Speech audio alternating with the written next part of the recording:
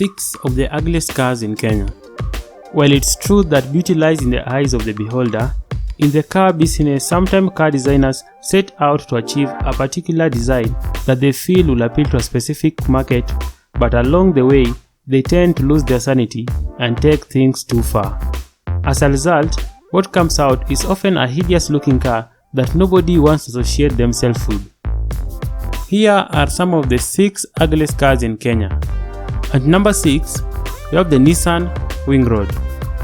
The Nissan Wingroad model of vehicles, started all the way back in 1982, was a nice family car until the debut of the Y12 series in 2006.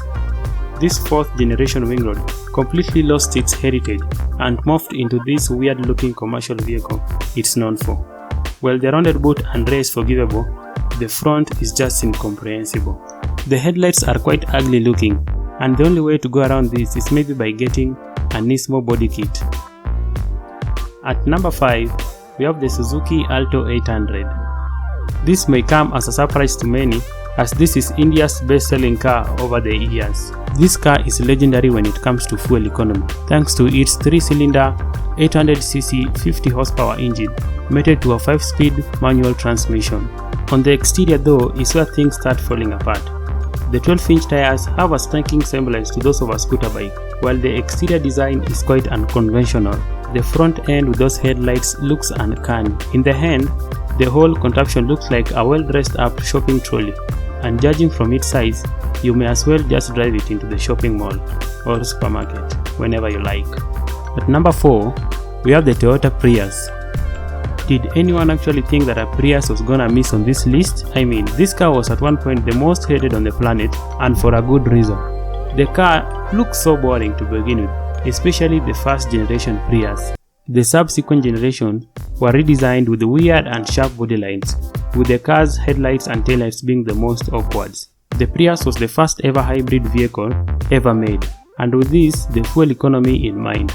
As a result, it's very slow when it comes to motorway, but great for town use, especially for just doing shopping around the town.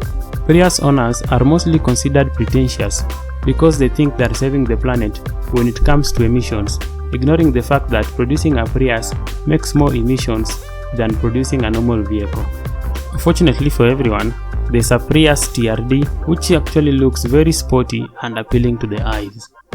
At number 3, we have the Mobius.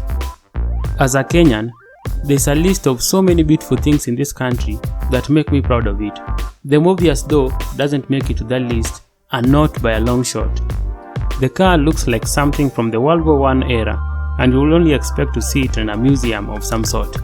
From the design concept, it looks very appealing, but what comes off the production line is something that resembles an M-Pesa kiosk on wheels.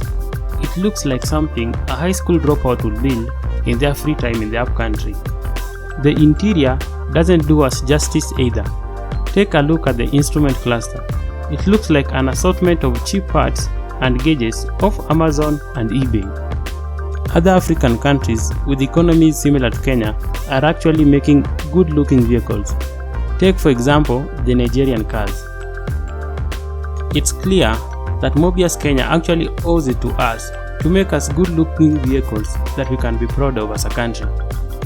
Number 2, Nissan Cube. This is a car straight from the mutant creature school of design. The symmetrical rear window wraps around the left side of the car, giving it the look of a halibut. The slumping windows look though as if they were inspired from a Scooby-Doo movie set. I totally understand how the car is practical, relatively fuel efficient, and might be comfortable on the inside.